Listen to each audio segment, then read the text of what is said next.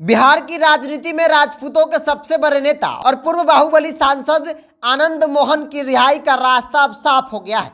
उनके जेल से परमानेंट बाहर आने की सबसे बड़ी रुकावट जो थी उसको सरकार ने खत्म कर दिया है। तो आनंद मोहन, उनके परिवार और उनके समर्थकों के लिए सबसे बड़ी खुशखबरी सामने निकल के आई है। देखिए, बिहार सरकार ने 10 अप्रैल को बड़ा बदलाव किया है। बिहार कारा हस्तक 2012 के नियम 481 क में संशोधन करके उस वाक्यांश को हटा दिया है जिसमें सरकारी सेवक की हत्या को शामिल किया गया था।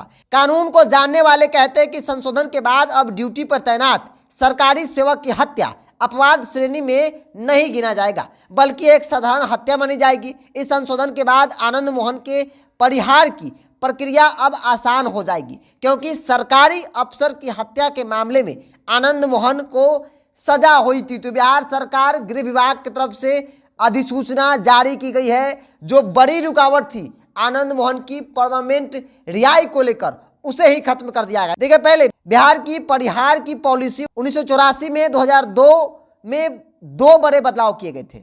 बदलाव के तहत 5 कैटेगरी के कैदी को नहीं छोड़ने का प्रावधान किया गया था। ऐसे में कैदी होते हैं जो एक से अधिक मर्डर, डकैती, बलात्कार, आतंकवादी साजिश रचने और सरकारी अधिकारी की हत्या के दोषी होंगे। उनके छोड़ने का निर्णय सरकार लेगी। आनंद मोहन गोपालगंज के तत्कालीन डीएम जी कृष्णैया की हत्या की सजा काट रहे हैं। वो इस मामले में 14 साल की सजा काट चुके हैं, लेकिन सरकार के इस प्रावधान की वजह से उनकी रिहाई नहीं हो पा रही थी। ऐसे में नए संशोधन के बाद अब इस कैटेगरी को ही समाप्त कर दिया गया है। इसके कारण आनंद मोहन की रिहाई में जो अवरोध था, जो रुकावटें थी, अब पूरी तरह से वो समाप्त हो गई है। आपको याद होगा कि आनंद मोहन दूसरी बार पैरोल पर बाहर आए हैं। पहली बार बिटिया की शादी में, इस बार बेटे की शादी में वो पैरोल मिले उनको, जो आनंद मोहन उनके समर्थकों के लिए खुशखबरी थी। बेटी की शादी में जब तमाम धुरंधर एक मंच पे दिखे, शादी कार्यक्रम में नीतीश कुमार, तेजस्वी यादव, पप्पू यादव समेत तमाम धुरंधर दिखे,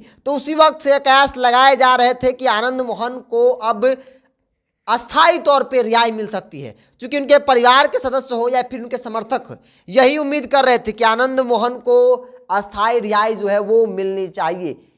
देश के इससे पहले नेता हैं जिन्हें सजा हुई और इस तरीके से उन्हें पैरोल तक नहीं मिल रही थी, लेकिन महागठबंधन की सरकार बनी और उन्हें पहली बार पैरोल मिली, दूसरी बार पैरोल मिली।